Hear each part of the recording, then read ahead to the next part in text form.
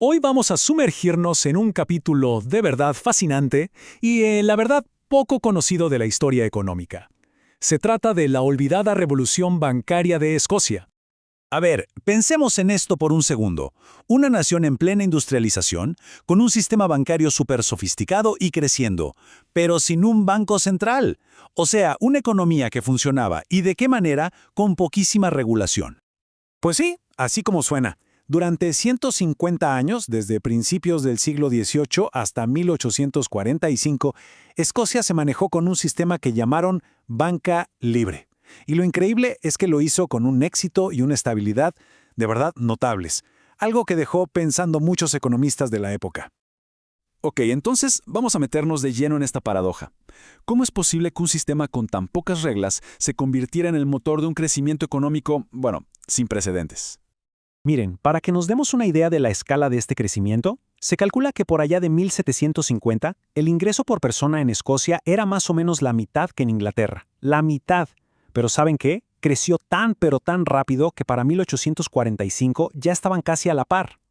Entonces, la pregunta del millón es, ¿cómo funcionaba esto?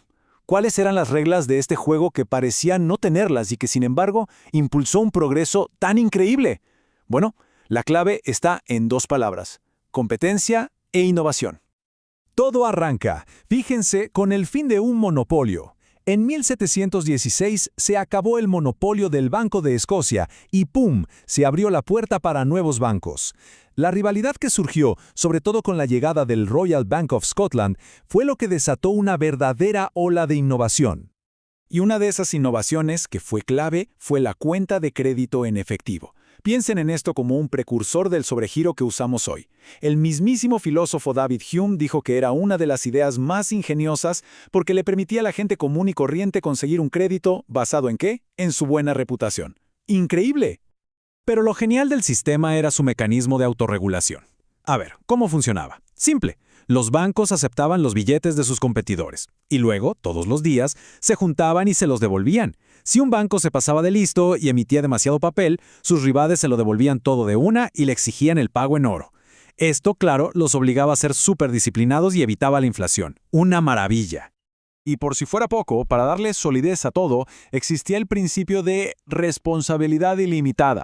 ¿Qué significa esto? Que los dueños de los bancos respondían con su propio patrimonio, con todo lo que tenían, por las deudas del banco. Aquí no había rescates del gobierno. Esto, como es de imaginar, generaba una confianza pública tremenda y eliminaba lo que hoy conocemos como riesgo moral. Pero para de verdad entender por qué lo de Escocia fue tan espectacular, hay que ponerlo cara a cara con su vecino del sur, Inglaterra. El contraste entre los dos sistemas es brutal. Por un lado, en Escocia, cualquiera podía abrir un banco. Era un campo abierto a la competencia, lo que llevó a empresas grandes y con mucho capital. En cambio, en Inglaterra, una ley lo restringía a sociedades pequeñas. El resultado, bancos débiles y con poco respaldo. Y esa diferencia en las reglas del juego tuvo una consecuencia enorme. Los bancos escoceses abrieron sucursales por todo el país, haciéndolos muy robustos. Si había un problema en una región, las otras lo compensaban. Los bancos ingleses, por el contrario, estaban atrapados en su localidad, súper frágiles ante cualquier crisis local. Y al final, ¿qué teníamos? En Escocia, una moneda de papel en la que todo el mundo confiaba, billetes que circulaban por todas partes sin problema. Mientras tanto, en Inglaterra, era un caos. Los billetes de los bancos locales no eran fiables y los del Banco de Inglaterra eran de valores tan altos que, fuera de Londres, casi nadie los podía usar para el día a día. Claro, todo sistema financiero se ve muy bien cuando las cosas van bien, pero la verdadera prueba, la prueba de fuego, llega con la crisis. Y es aquí donde el modelo escocés de verdad brilló. Pensemos en el gran pánico financiero que sacudió a Gran Bretaña en 1825.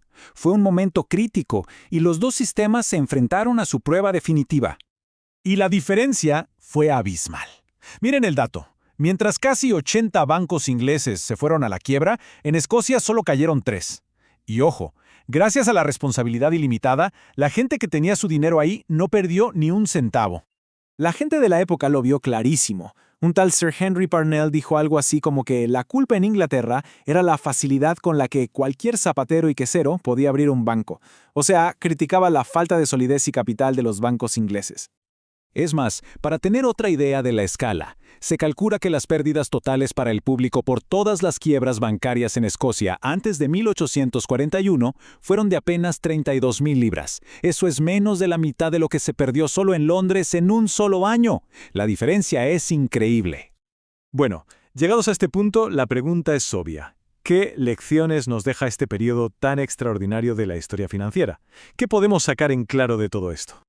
La experiencia de Escocia, la verdad, es una clase magistral. Nos enseña que la competencia, lejos de generar caos, puede fomentar la estabilidad y la innovación. Y sobre todo nos muestra el poder de jugarse el pellejo, como diríamos hoy. Al ser personalmente responsables, los banqueros escoceses no podían darse el lujo de arriesgar el dinero de otros sin pensar. Un concepto que hoy, con el famoso riesgo moral, sigue siendo un dolor de cabeza en la banca moderna. Y todo esto nos deja con una última pregunta, una que de verdad da para pensar. Si este sistema funcionó tan, pero tan bien durante 150 años, ¿por qué desapareció? ¿Por qué se lo eliminó con una regulación en 1845? Es una pregunta que sin duda nos invita a reflexionar sobre cómo se escribe la historia de la economía.